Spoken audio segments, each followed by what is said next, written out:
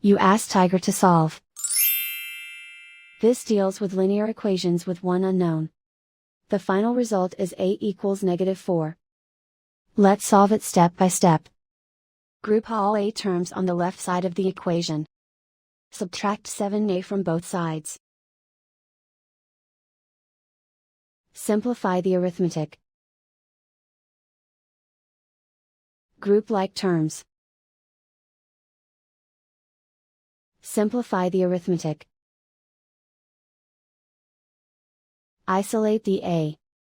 Divide both sides by 2. Simplify the fraction. Find the greatest common factor of the numerator and denominator.